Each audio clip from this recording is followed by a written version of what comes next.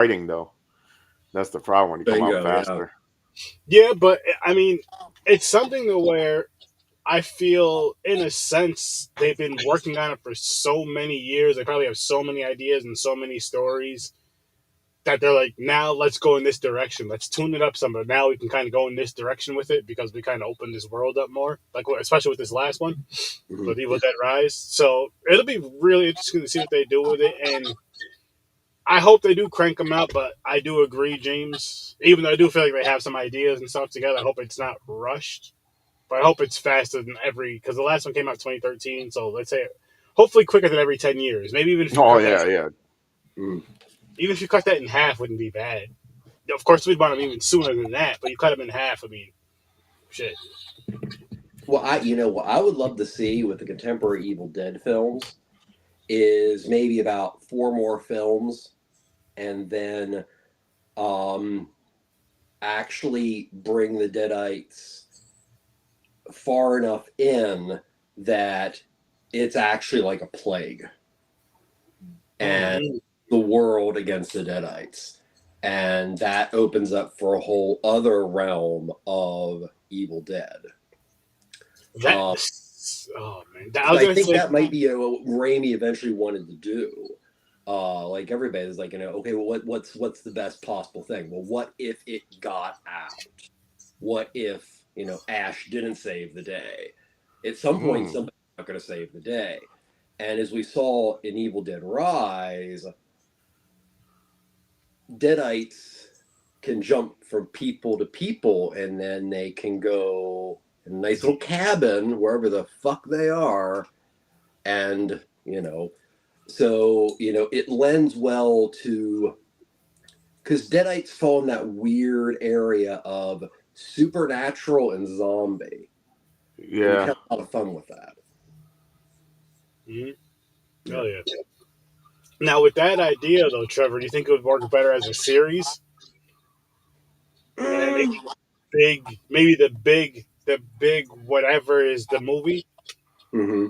Well, I don't know. I mean, I think a movie in that direction because of the spectacle of it Okay. would make sense, but continuing as a television show, at some point, it's the big thing is, are people going to keep the Evil Dead scripts fresh Mm. and not cut corners that it just becomes corny? Mm. Um, and so far, Raimi has been really, really good about making sure that he picks directors, um, and he doesn't always get his wish, but he at least gets basically final and that yeah, I we trust this director. Um, so we'll see. Well, Yeah. Yeah. It'd be interesting to see what they do next with that. I mean, it But seems like every horror franchise has to have some down period of really bad stuff and then revive, but we'll see.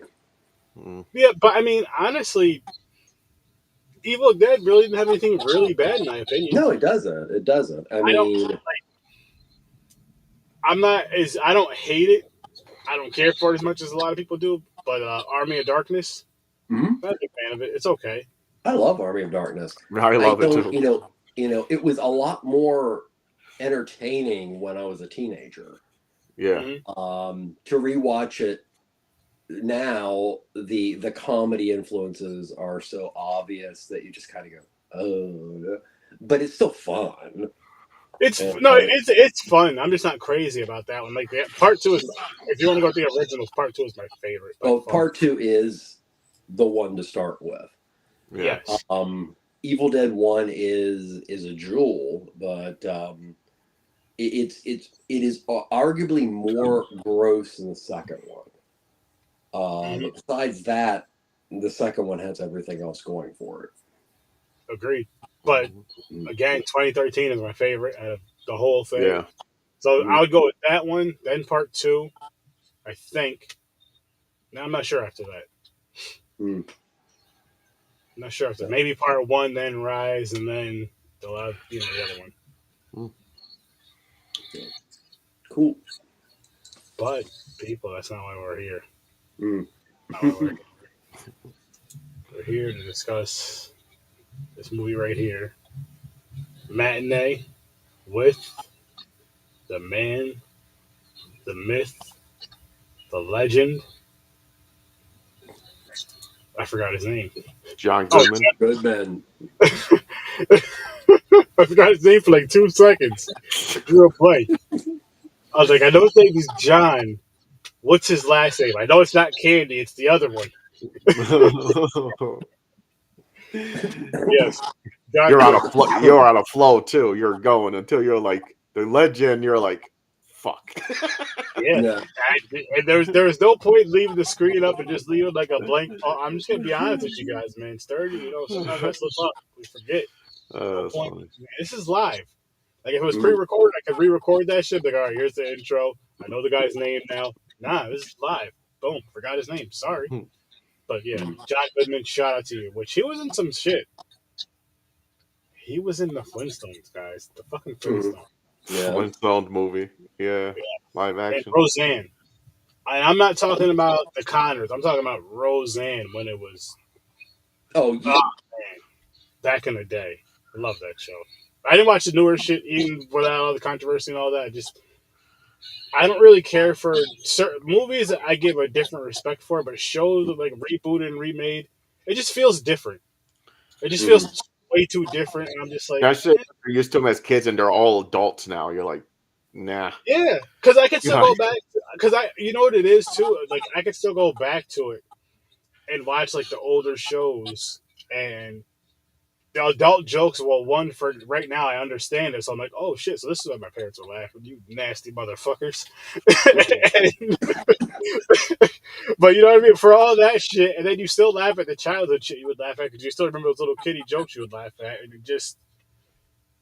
it doesn't hit the same when they remake the shows like it does for a movie. Some movies they can do good and they're cool. Some movies it's like whatever. But I feel like shows, I feel like it's more missed than hit. I could be wrong. But I think television shows have more of a direct nostalgia with people that, nowadays the adage is parents are letting their kids grow up on their iPads.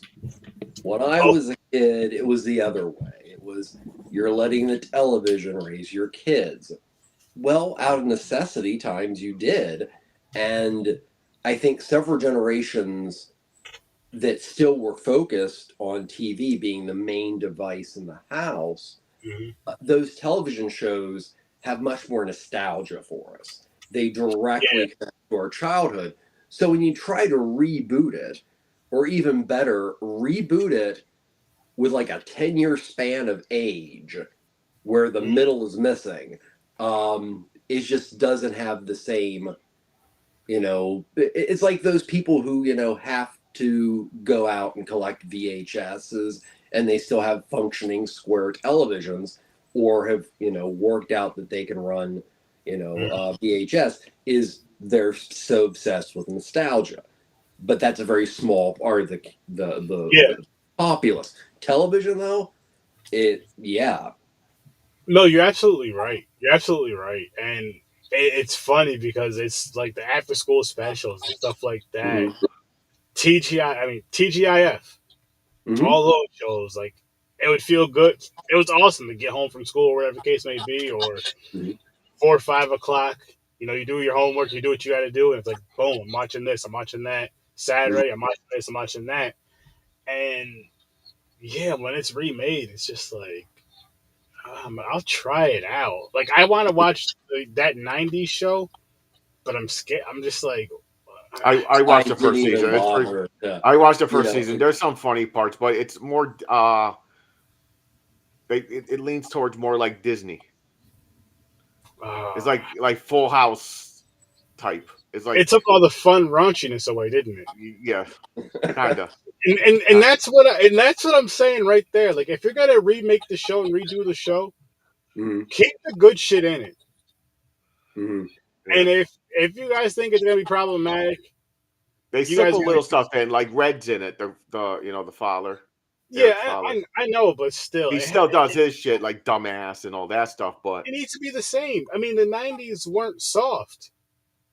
Yeah, The true. 90s weren't 2024. But yeah, I watched it just to give it a shot, and I was like, okay, it's a little bit better than I thought, but it's not like great. God, the Monster Squad is one of the most problematic films ever made, but still everybody loves it. Yeah. So but it's a beautiful example of where culture was circa 1990s and late Yeah. 1980s. Compared to where it So is now. yeah. Yeah. Well, speaking of nostalgia, the movie that you guys watched and invited me on here has a lot to do with nostalgia.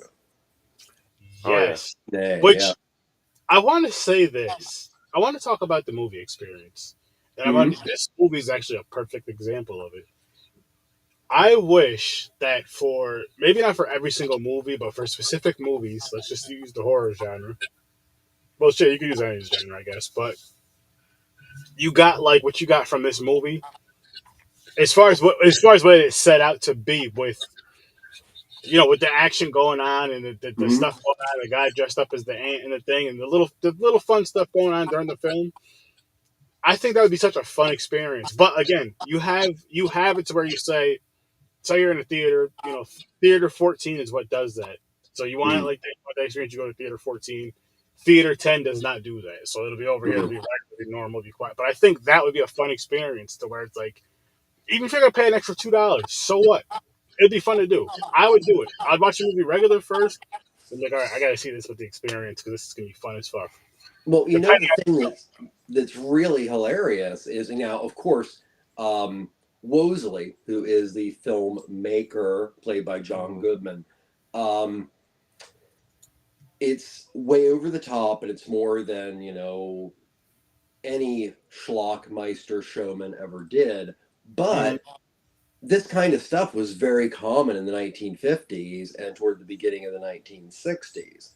Um, there's this wonderful film. It's called The Tingler by William Castle. That don't And sound right. well, it came out roughly around 1959.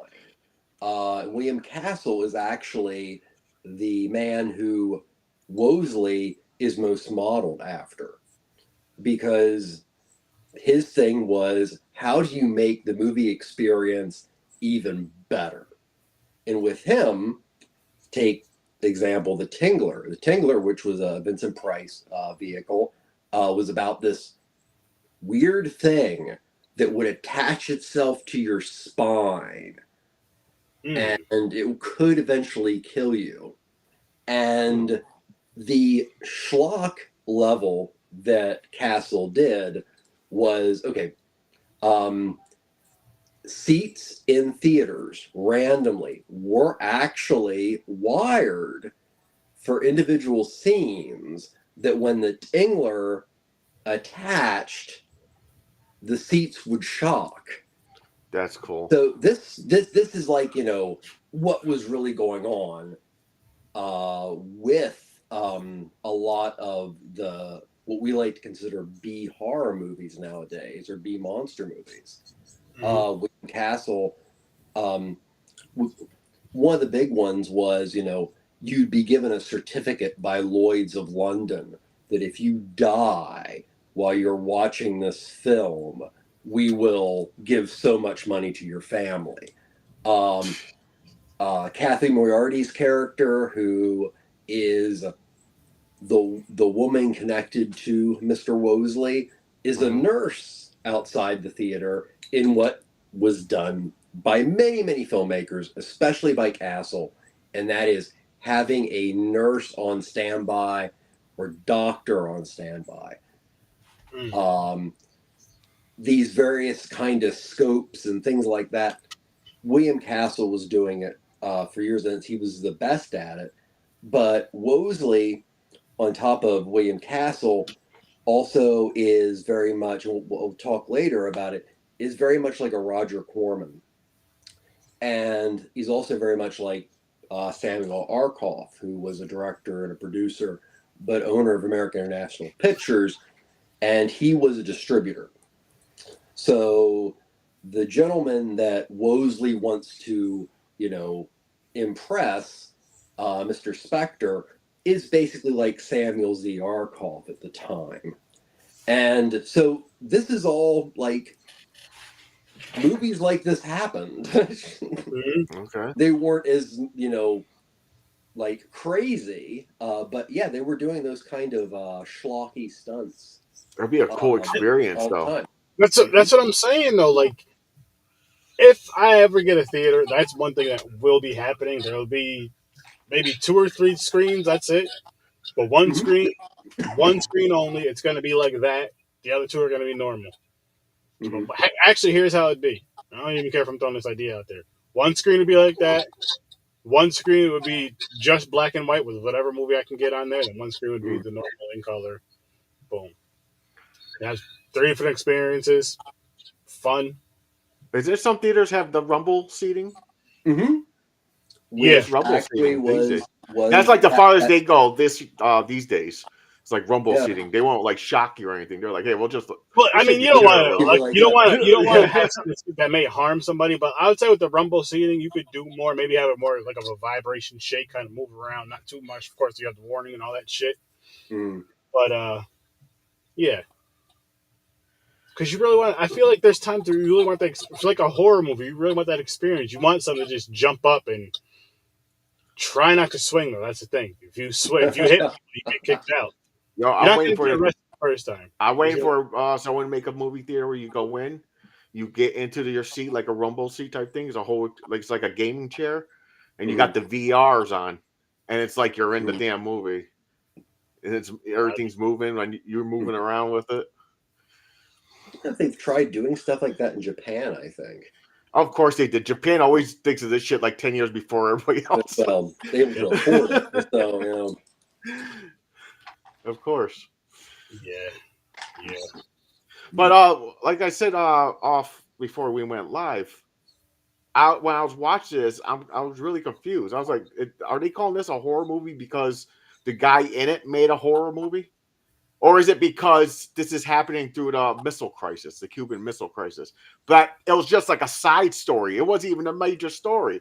The creating of this movie and this experience with John Goodman was the main story. So I'm like, where's the horror part? But the movie was still good. I liked it. It was like to me, it was like a family movie. Mm-hmm. Like you could sit down with your family and watch it. It's like you said, it's nostalgic. It brings you back. You're like, oh, I remember like movie theaters being somewhat like not like 50s, but some stuff is familiar. Like you go into how movie theaters were and shit. And I'm like, oh, this is cool. Or it reminds you of other movies that you've seen, older theaters and stuff. And the creature features, that would be so cool. You go outside of the theater and they have giant ant legs connected to the theater and at the head. Like, that'd be so cool looking. I'll be taking pictures. Like every time I go, like we gotta go to the theater. I gotta take a picture out front. And going back to it though, James, like from this movie and from other fun horror movies that we've watched where they take place in a theater where they're doing all these fun little themes like this, that is what would drive people to go to the theaters more because you're getting that fun experience. That's where you're getting those people that like to be loud in theaters. It's like, now I can be loud with these people. You know what I mean? Because now it's not frowned upon here because once there's a jump scare, there's going to be a real jump scare. Once there's a big laugh, there's going to be a big laugh. Once there's this, there's going to be this. And I feel, why the fuck not? Why isn't that out there? Well, like just jump in real quick because I don't want to forget, James, you are not alone with wondering why this is a horror movie. So when it came out in 1993, it bombed. It bombed massively, partially because audiences weren't ready for a film like that, even though the following year Ed Wood came out and it became a huge thing. It was just a little too early for this kind of weird nostalgic meta film. So Dante, best known for Piranha, The Howling, Inner Space, but especially the Gremlins short-lived franchise, was not really a horror director per se. But okay, true. They didn't know even though it is literally basically like, let's take Stand By Me, but also mix it in with this amazing love letter to cinema at that time period. I mean, so yeah, it's not a horror movie. The only horror that's really in the film is the paranoia that comes from, you know, they're living in Florida in the Keys, so they're only 90 miles away from Cuba in the midst of the Cuban Missile Crisis. There's actually less paranoia in the film than you would expect, because Yeah, that's what it threw does me off. a beautiful job of portraying teenagers, and that their life is their life. They're just out in whatever. Like, oh Yeah, yeah, we're yeah. invincible. You've got the one there that's, you know, really outspoken, but everyone else is like, I want to date her. Oh yeah, there might be a new girl. Oh, she's cute. It did a beautiful job of showing that, you know, insular way that teenagers can look at society. Yeah. But you got to remember that this was the closest we had ever come to nuclear war after years and years of Red Scare. And then after we dropped the bomb, we basically said, okay, other people can drop the bomb. And there was a lot of fear. There's a reason why in the 1950s you have all these big insect movies, like Mantis and Them, which is about ants. So there, boom, you have that, which is a paranoia. But at the same time, you also have McCarthyism and the blacklist. And it's even said in the film at one point about how, you know, he was able to get so-and-so to do whatever. Oh, that person's been blacklisted, which meant at the time, if you were brought up in front of McCarthy and his team of wonderful idiots, and somebody said you were a commie until you gave up other people. So this is a time when it was really hard to be an artist in the United States. You know, one of the biggest, like, okay, I'll throw my friends in front of the bus actors was Ronald Reagan.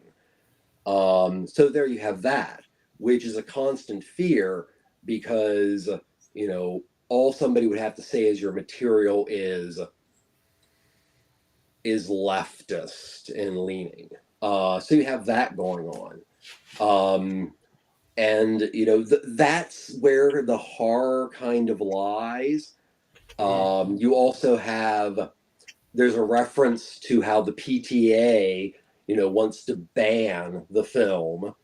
Yet again, everybody was, you know, very easily, when you mix in the Cuban Missile Crisis, and then you have these two guys that are, you know, standing in front of the theater and yelling about, you know, how this is horrible and it's work of the devil, which those particular actors are very, very important in the film, but it just, that's the paranoia. That's as close to horror as it gets. It is, you know, I don't know, like Stand By Me meets Ed Wood. Okay. In its own way. So. Yeah, that makes sense. But no, one of the things that made it bomb and pretty much kill Joe Dante, they get mixed up pretty much. Joe Dante's career was that they didn't know what to market it to, but it got some of the best ratings that year of any film. Really? I mean, it was, wow. You know, it was amazingly critically acclaimed, but they didn't know what they had. The meta film didn't really exist, and it was, I think, pre The Player. So, wow. Oh, Dr. Sleep. That's cool. I've never seen this one yet. Was it Dr. Sleep? I see that one. Yep. I haven't watched it yet. I read the book. Well, I did the audio book. I've put it off because I am such a huge fan of Kubrick's Shining. So, well, for if you're free next Thursday, I like The Shining, also. And I audiobooked Dr. Sleep. Same. The book is always better. Oh, of course. But the movie, I didn't think it was. King is very wordy, but with him being very wordy comes a lot more content in those books. Exactly. So, Yeah. so Doctor Sleep was the movie. It wasn't bad. I can say that it wasn't bad. It explained a lot of things, like from the book and everything. Like from the first movie, I didn't know what The Shining was. I thought they were just in a haunted hotel and the father got possessed. I didn't know it was like it was about the dude. Because the kid had a special power and shit. All this other shit. Yeah. So I was like, "The fuck?" But anyways, we'll talk about that next week. Yeah, that's gonna be good. Like I said, I've never seen the movie, so I'm excited for that.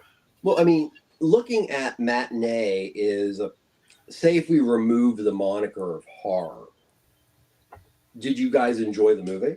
Oh, I enjoyed it. Yeah, I said that to Aaron. I messaged him. I was like, "Hey," because I thought I was watching the wrong movie. Because I looked up Matinee. There's a movie called The Matinee. It's a slasher film. Came out 2020.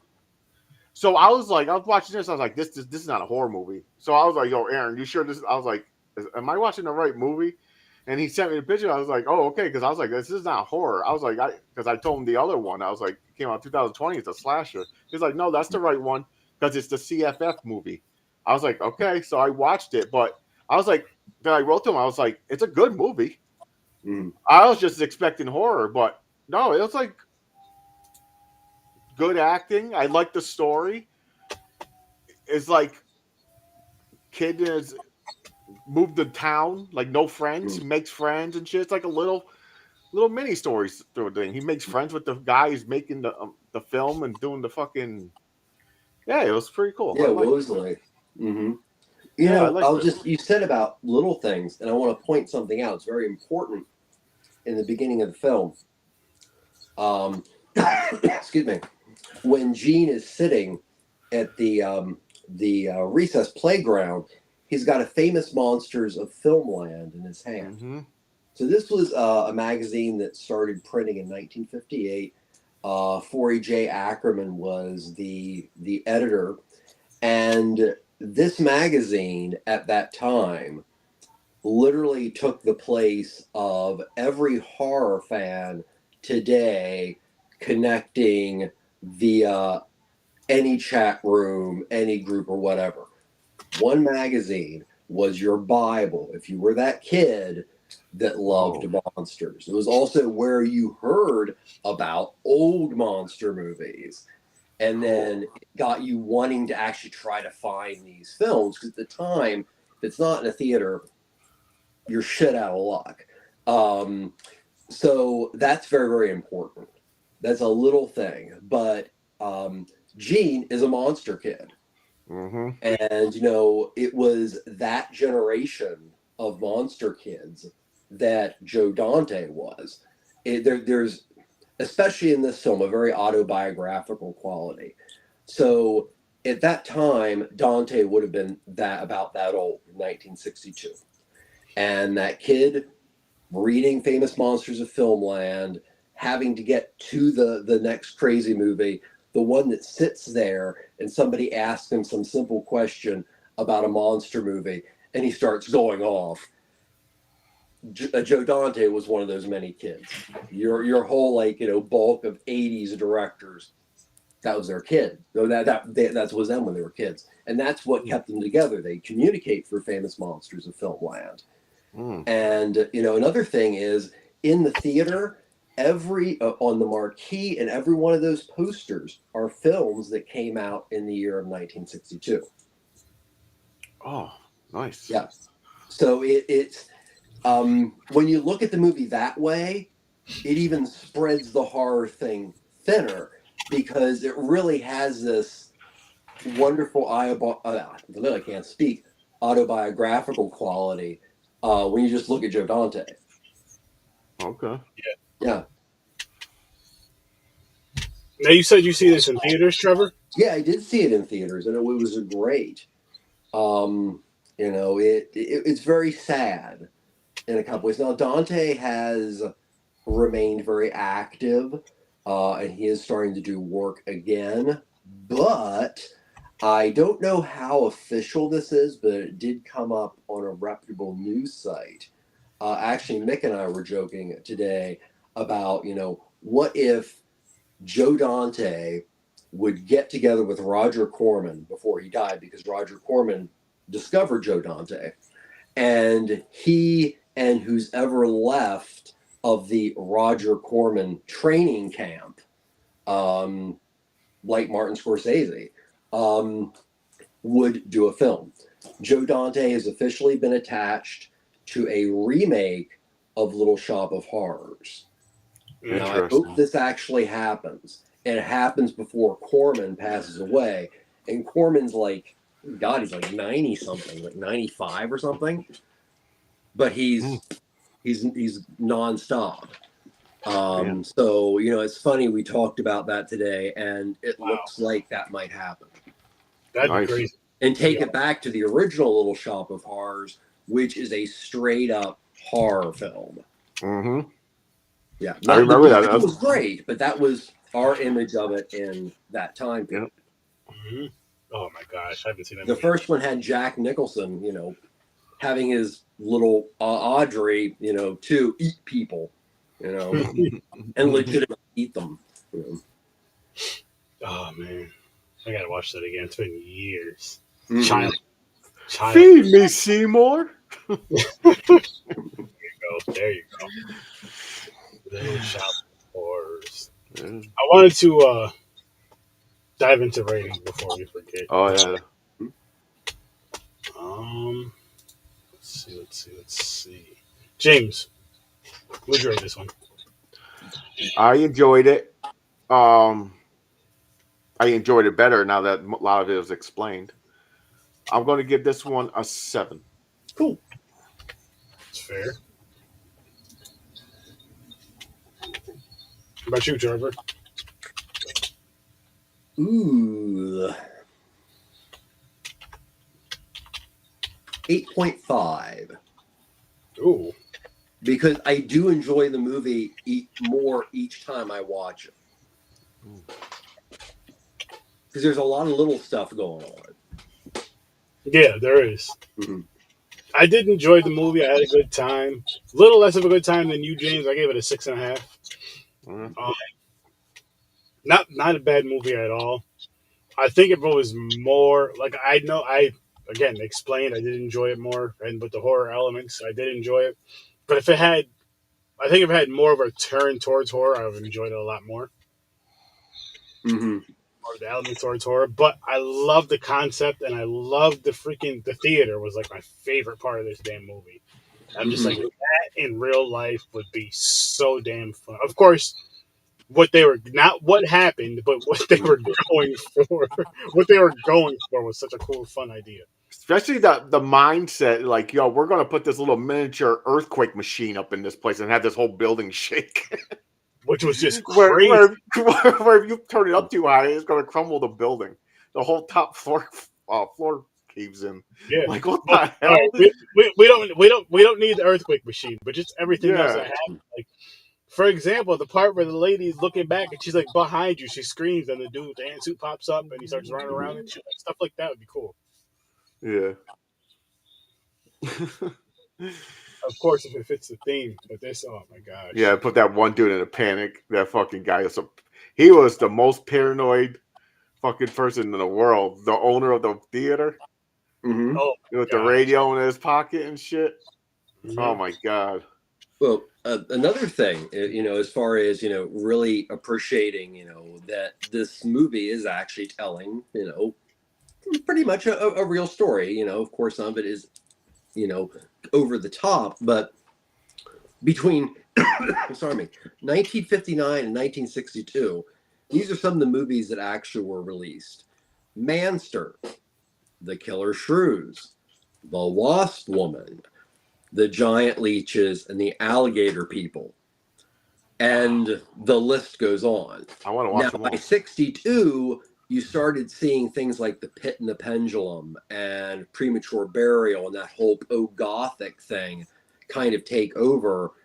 But no, so Wosley is like William Castle toward the end of his career where he's just trying every conceivable new concept to just keep his livelihood going, which then eventually William Castle went on to just direct films and things of that nature.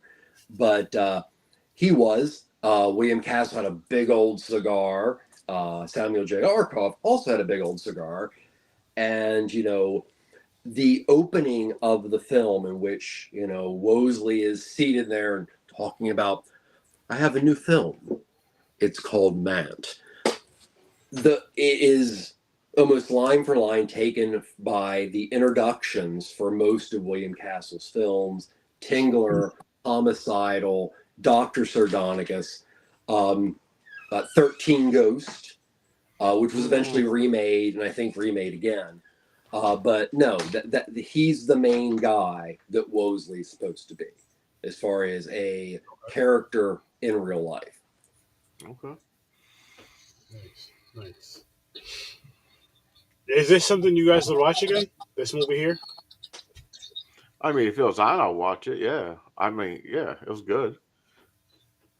But like you said, I say every time, Aaron, you know me, I go for new stuff. I hardly go back and rewatch stuff. See, I'm more towards the middle with that now, James. Like, there's certain shit that I'm always going to go back and watch. I'm never going to not do that. I'm never going to apologize for doing that. But then there's ones where I'm just like, you know what? I really don't need to see this again. Yeah, I'm good. I've seen it enough, or I'm good on it. But then there's just those ones where it's just like, nah. I gotta watch. There's just so many movies out there I haven't seen. It's I know. Why wouldn't I choose something new? Like I'm not gonna. Why would I watch Friday the 13th again? After the 1,000th time. But don't get me wrong. When I was younger, I watched the shit. I watched it a million times. Don't get me wrong. Mm-hmm. I think that's what it is. I think I just watched repeats of so many movies when I was younger. You know what it is? So but I missed out on a lot of movies. Just to shoot Friday the 13th some bail is, at the very least, if you're a fan of it, and you're like, you know what? I'm only going to watch it on Friday the 13th. I'm going to watch as many as I can every Friday the 13th, or at least that weekend. I accept that. That's fair. That's Jason fair. Jason Voorhees is my main horror icon. Always has been. So, would it be a controversial statement for me to say that my favorite is Jason Goes to Hell? Wait, what? That is my favorite of the Jason films. Jason Goes to Hell. A lot of people hate that one. I guess it's the most creative of the entire franchise. Everybody hated that. A lot of people hated that one. I didn't mind it, but the hate that movie got, it's definitely my least favorite. I'm not gonna lie to you, but I do get it. I do get it. Like I've heard other. No, you're right. It was creative, the storyline, but But that's the thing. People are listening to the story like, wait, what the hell are you doing to Jason? Mm-hmm. For one, how did a full body just rip out of a body with clothes and everything? It didn't feel like a Jason movie, I guess you would say. It didn't feel like a Friday the 13th or a Jason movie. It was weird. It took a very interesting way of trying to. I mean, it was pretty much assumed at a certain point, Jason Takes Manhattan, that there's something supernatural. We just know this by now. But there was this need to explain it even further, because they knew that, because I think it was New Line that owned the rights to both the Freddy films and the Jason films. They knew there was going to be a team at some point.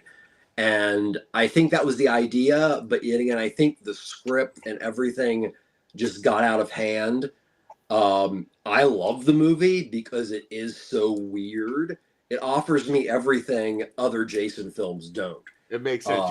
Although I have to say the worst is Jason Takes Manhattan, because that was the biggest opportunity. I agree. 75 minutes of him just tearing people apart in Manhattan, and Manhattan's reaction to him would have been amazing. Yep. I agree. Get rid of the boat and the teenagers and deliver that movie that we all saw the poster and went, yeah. 100%. Agreed, a million percent. I was so disappointed in that one. That is the worst one to me. Then at the end of the movie, have him arm wrestle Mick Manhattan just to do it for us. Just for That's us. the only way you become king of Manhattan. Yep, that's how he takes Manhattan, because he beats him in arm wrestling. Mick is the final boss. Or cuts his hand off with a machete because he gets pissed off. Either way, that's what we'll You take. mentioned before about rewatchability. I would say this is either my 5th or 6th time For this movie? for this film. Yeah. Okay. Wow. It's one of my. I'd have to say it's one of my favorite Joe Dante films all around. But like you That's said, great. this one is nostalgia. It's like you can watch it over and over again. There's the little things in it you find. I'd much rather watch this over and over again than watch Piranha or 100% over and over again. Okay. Which I you know could were his like see big that. movie. I could see that, because with Piranha, I love it. It was fun and all that stuff, but it's like how you can only watch that so many times. I'm not saying you can't watch it again and again, but it's like, okay, I watched it today. I'm not gonna watch it again for a few years. With this movie here, I can see myself watching it once a year for whatever reason. If you know what I mean, like I could see at least once a year, once every whatever. But yeah, this definitely has more of a rewatchability. I could see that. I could definitely. It's see also, that. you know, I hate to say it, but it's a really cute movie. I mean, Oh yeah.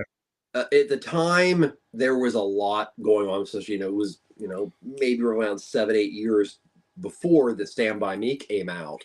So, you know, like these, you know, children coming of age films. But this is the children coming of age films for us monster kids. You know, us kids that, you know, just kept to ourselves and we talked about our movies and all that kind of stuff. And then we'd, you know, all flock to the theater. You know, of course, this being a different time period. But it was the movie where that ended up being the cool things. You know, us geeks that are into movies got the girls. We're the heroes. I love that about the film. Because, of course, Starkweather, who is a nice little jab to Charlie Starkweather, who was a spree killer at the time, to be the villain. You know, the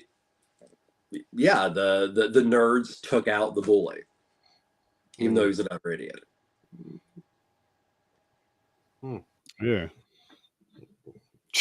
John Goodman character is like he's like a total con artist too in this thing. Like because his machine broke. That they're like you destroyed my building. He's like, no, the kid he did it. He pointed at the kid who was getting arrested already. He was like, he did it. What are you talking? It wasn't he's the one me. who messed up everything. Which I mean, he did mess up a lot of Actually, shit. he did. Yeah. He caused all that, because had he not chased the kid and attacked him and all that other bullshit didn't happen, nothing would have happened.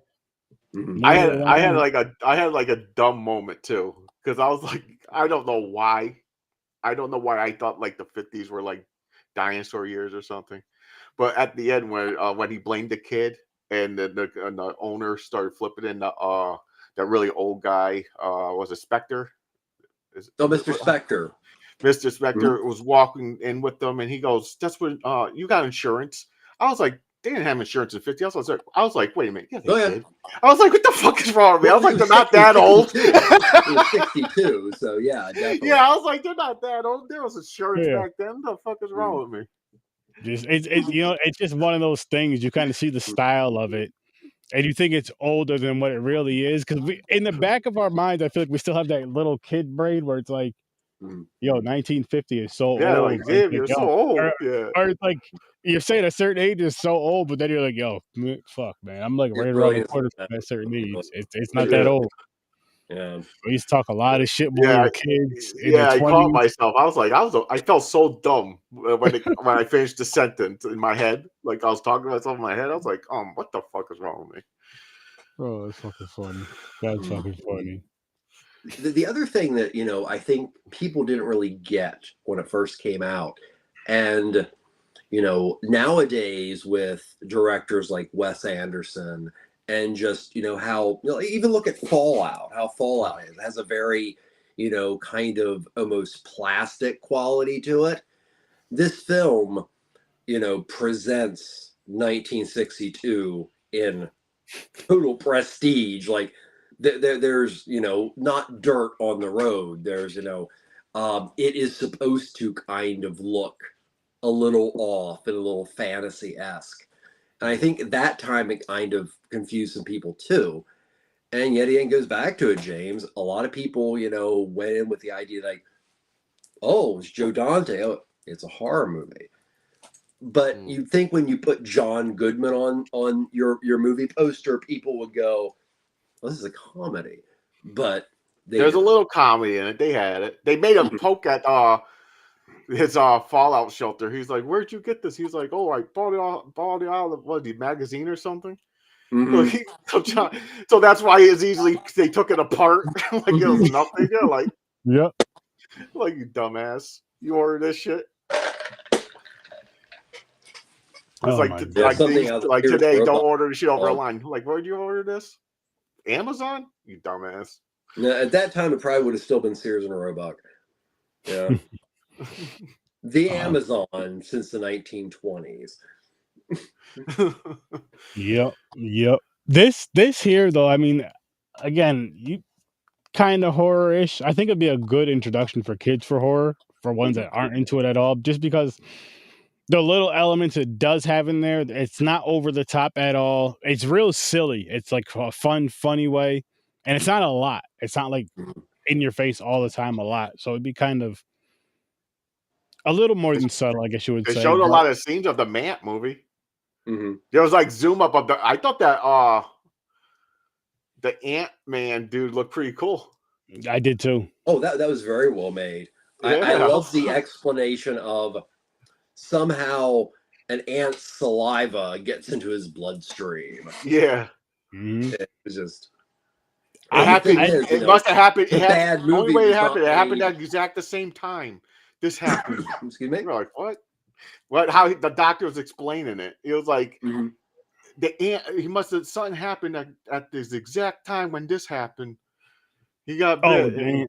That's how he mutated. Like, okay, try to make scientists. You try to make it turn into like some scientific, like Incredible Hulk shit, like gamma rays type thing. Turn to a damn ant. But no, you gotta do that in those movies, man. Like, how did this happen? An ant just bit him. There's something wrong with the ant. Yeah, it's a radioactive fucking ant, like Spider-Man, you know. That time, the movies basically had to do with something. You know, it was in the 1950s when you had the monster and creature features. It was usually either atomic. It was something that was somewhat damning to science because science did this, or it was a Red Scare film based on the xenophobia of people from outer space. Yep. Yeah, those three things. Space monsters. Yep. Yeah. So, you know, those were massive and those were big. And a lot of them were made about as well as the Mant movie. Yeah. I have a very large part of my heart for, I remember on network television, especially on Sundays, where I first got my taste of Godzilla, was also where I first got my taste of The Fly. Yep, The Fly. Them. Yep. All these movies, that I don't know if they have a great rewatchability as I get older, but I still feel very, nostalgic about them. Mm-hmm. I think kids we used to be like, you spoon fed us initially with Godzilla and big monsters from the 50s and 60s or alien invasions. And now I think people just kind of jump in with like, well, this is a horror film. So. Yeah. But this was definitely a fun watch. Wow. Get your words out there. Mm-hmm. Definitely a fun watch. And again, it's at the very least worth a one-time watch. I think it's worth more than one. I just don't know when I would get to it again because, like you were saying, James, for the most part, I do try to watch newer movie. I won't say newer movie. Newer to me because it could be a newer movie to me that came out in 1987 that I've never. Yeah, that's what I mean. Yeah, something I've never seen before. That's what I mean. So newer to me. Let me rephrase that when I say that. Newer to Sturdy. If I've never seen it, it's newer to me. I don't care when it came out. But kind of the way I view it, yeah. How did you not see that? It didn't come across my radar. I find more joy now going deeper down roads of different countries and different genres and finding something that really genuinely, appeals to me and, makes my, my ears prick up, and versus what's coming out now in horror and science fiction. There's good stuff. It's just like everything else, of course, the major studios, diarrhea most of the time. But, even now, it's harder to find the indie stuff because there's so much stuff like, pressed in our faces and how many different streaming programs. So, yeah, it's true. So freaking many. Freaking many. You're right about that. You're right. Oh my God. How many shark movies do you have to get to before you get to something else? Or a good one. Yeah. They're doing one with a 3-headed shark that's coming out sometime this year. It looks adequately pathetic. Nice. Some of those are fun as hell. Don't get me wrong. But then there's some are just like, this isn't fun. It's just bad. I think you had a 3-headed one. I think it was like 3-headed shark attack or something. There's plenty. There's plenty. So dumb. Oh man, I can't wait to watch another shitty shark movie. That'll be coming up at some point. People, don't worry. I'd rather watch those than Sharknado, though. For some reason, I have a hate for Sharknado. Same here. I don't know why. I just cannot. Is it Tara Reid? No, because I like the movie we just reviewed with Tara Reid in it. What movie was that? The fucking Charlie's Farm. Charlie's Farm. I thought that movie was awesome. That's right. I thought it was Tara. I just think it's stupid. A tornado that has a whole bunch of sharks in it. It's so stupid.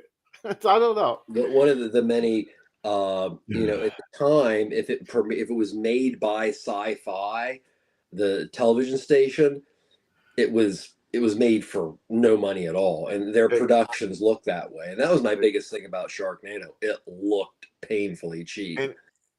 Painfully cheap, and somehow the CGI is like overdone. Like it wasn't good. It's just like they just cranked up the dial. They're like, "Yo, we're gonna make this shark look like ridiculously CGI," where everybody could tell. A fucking newborn baby can tell this is CGI. Oh, this is bad. Start crying when the baby sees it. Start crying because that shit's on. Just the Sharknado, like the tornado with the sharks, made no sense. Clownado made more sense than the Sharknado. You ever watched Clownado? I'm not sure. I think so. It wasn't good. No, it's like a tornado of supernatural clowns. It's like a supernatural tornado of clowns. Yep. Oh, you're talking about an Insane Clown Posse show. Yeah, that's who maybe. So it's a movie about really fucked up juggalos. Wait, that's yeah, Clownado. I was like, the fuck is this? I watched that before, and I was like, all right. But Sharknado, for some reason I hate it. I don't know. I'm with you. And there's like 9 of them now. Sharknado in space. There can't be a tornado in space. What the fuck are you talking about? That's the only one I want to see, is if there's one that goes to space. Because I have, you know what? I'm not gonna say it on the live. Matter of fact, we're gonna wrap this one up. Listen, people. Yeah. You gotta go check out our amazing guest Trevor and Ambassador Radio. For having me. Of course. This guy knows his shit. Not just movies, but music and a bunch of other knowledge, shows. Everything. He calls it useless knowledge. I call it very important knowledge, because someone's gonna want to know about it. Yeah, someone's gonna want to know about it. And then, of course, you can check myself and James out, co-host over on Popcorn and Pints every Saturday at 9:00. We are back this weekend doing Highlander and Short Circuit. Someone on here really loves one of those movies and really hates the other. You'll find out which and who. I'm not going to give you any spoilers. And of course, be on the lookout for Horror Source 30 every Thursday at 8:00 Eastern Time. And under the same umbrella, Bastardo Vision every Friday at midnight. Technically Saturday at 12 a.m. This weekend we are doing Leatherface, Texas Chainsaw Massacre Part 3. That's a good one. And Shocker. So a doubleheader. Yeah. TCM 3 is not given as much love as it should have been. And Shocker. I only watched it one time very recently, so it'll be a fun rewatch because I don't really remember it. But tune in for that. People will be watching that live tomorrow. or reviewing that live tomorrow, not watching that. I'll see you in your nightmares. Peace. Peace.